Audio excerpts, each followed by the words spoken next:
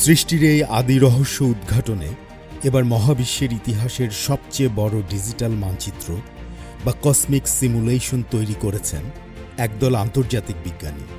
মহাবিশ্বের শুরুটা কিভাবে হয়েছিল? বিগ ব্যাং বা মহাবিস্ফোরণের পর কোটি কোটি বছর ধরে কিভাবে ধাপে ধাপে গড়ে উঠল আজকের গ্যালাক্সি বা নক্ষত্রমণ্ডলীর বিশাল জাল বা কসমিক ওয়েব? সৃষ্টির এই আদি ও রোমাঞ্চকর রহস্য উদ্ঘাটনে এবার এক অভূতপূর্ব কাণ্ড ঘটিয়েছেন বিজ্ঞানীরা। বিস্তারিত দেখে আসি প্রতিবেদনে। মহাবিশ্বের শুরুটা কিভাবে হয়েছিল? বিগ ব্যাং বা মহাবিস্ফোরণের পর কোটি কোটি বছর ধরে কিভাবে ধাপে ধাপে গড়ে উঠল আজকের গ্যালাক্সি আর নক্ষত্রমণ্ডলীর বিশাল জাল বা কসমিক ওয়েব? সৃষ্টির এই আদি রহস্য উদ্ঘাটনে এবার মহাবিশ্বের ইতিহাসের সবচেয়ে বড় ডিজিটাল মানচিত্র বা কসমিক সিমুলেশন তৈরি করেছেন একদল আন্তর্জাতিক বিজ্ঞানী, যার নেতৃত্বে ছিলেন চীনা গবেষকরা। হাইপার মিলেনিয়াম নামের এই ভার্চুয়াল মহাবিশ্বটি কসমিক বিবর্তন বা মহাজাগতিক বিবর্তন অন্বেষণের জন্য বিজ্ঞানীদের হাতে তুলে দিয়েছে এক শক্তিশালী ডিজিটাল হাতিয়ার। এই সিমুলেশনটি 12 মিলিয়ন আলোকবর্ষ দৈর্ঘ্যের এক বিশাল ত্রিমাত্রিক এলাকা জুড়ে বিস্তৃত এবং এটি তৈরি করতে 4.2 ট্রিলিয়ন ভার্চুয়াল ডার্ক ম্যাটার কণা ব্যবহার করা হয়েছে।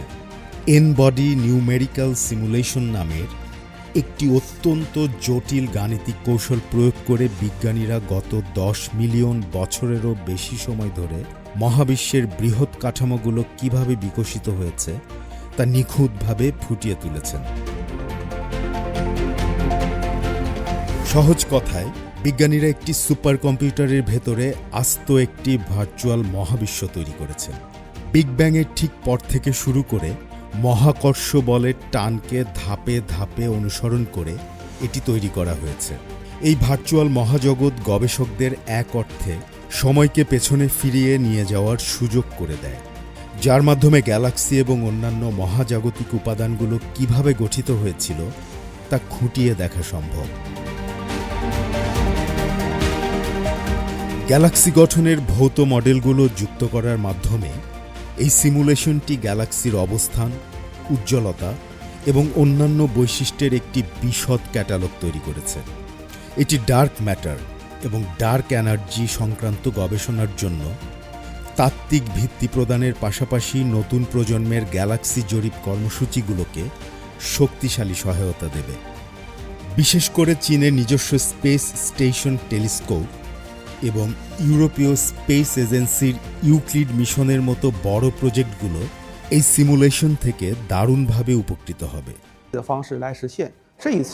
আমরা জানি যে মহাবিশ্ব শুরু হয়েছিল বিগ ব্যাংয়ের মাধ্যমে। তারপর থেকে এর গঠনটি অত্যন্ত সুষম বা অভিন্ন অবস্থা থেকে ধীরে ধীরে বিবর্তিত হয়ে ক্রমশ জটিল রূপ ধারণ করেছে এবং সবশেষে একটি মহাজাগতিক জালের আকার নিয়েছে। অতীতে এই আল্ট্রা লার্জ স্ট্রাকচারগুলো কেবল সাধারণ কম্পিউটার সিমুলেশনের মাধ্যমেই অধ্যয়ন করা যেত। এবার আমরা 4.2 ট্রিলিয়ন ভার্চুয়াল ডার্ক ম্যাটার কণা ব্যবহার করেছি, যা বাস্তব প্রয়োগের জন্য পর্যাপ্ত নির্ভুলতা ও পরিধি নিশ্চিত করেছে। এত বিশাল আকারের সিমুলেশনের জন্য প্রয়োজন পড়ে অগাধ কম্পিউটিং ক্ষমতার। এই চ্যালেঞ্জ মোকাবিলায় গবেষণা দলটি সম্পূর্ণ নিজেদের তৈরি ফোটনস নামের একটি বিশেষ সফটওয়্যার ব্যবহার করেছে, যা বিশেষভাবে চীনের নিজস্ব সুপার কম্পিউটারগুলোর জন্য ডিজাইন করা হয়েছে। অ্যালগোরিদম এবং অপটিমাইজেশনের পেছনে টানা 10 বছরেরও বেশি সময় কঠোর পরিশ্রমের পর দলটি 10,000-এরও বেশি এক্সিলারেটর কার্ড ব্যবহার করে এই জটিল হিসাব নিকাশ সফলভাবে সম্পন্ন করতে পেরেছে। এই প্রজেক্টটি সম্পন্ন করতে 10 কোটি সিপিইউ কোর আওয়ারের এবং 1 কোটি এক্সিলারেটর কার্ড আওয়ার লেগেছে। পুরো প্রক্রিয়া শেষে উৎপাদিত হয়েছে প্রায় 13 পেটাবাইট কাঁচা ও প্রক্রিয়াজাত ডেটা। মহাকাশবিদ্যার জটিল গবেষণায় এই সিমুলেশনের সফলতা চীনের বিজ্ঞানীদের সক্ষমতার এক নতুন দৃষ্টান্ত। গবেষক ওয়াং ছিয়াওয়ের মতে, এই প্রজেক্টের সাফল্য কম্পিউটেশনাল কসমোলজি বা গণনামূলক মহাবিশ্ববিদ্যার ক্ষেত্রে চীনের আরও এক ধাপ এগিয়ে যাওয়াকে চিহ্নিত করে। এটি প্রমাণ করে যে এই উচ্চ প্রযুক্তির বৈজ্ঞানিক ক্ষেত্রে চীন এখন আন্তর্জাতিকভাবে শীর্ষ স্তরে প্রতিদ্বন্দ্বিতা করার মতো যোগ্যতা অর্জন করেছে। ভবিষ্যতের মহাকাশ গবেষণায় হাইপার মিলেনিয়াম সৃষ্টি জগতের অনেক অজানা দুয়ার খুলে দেবে। এটাই এখন বিজ্ঞান মহলের প্রত্যাশা।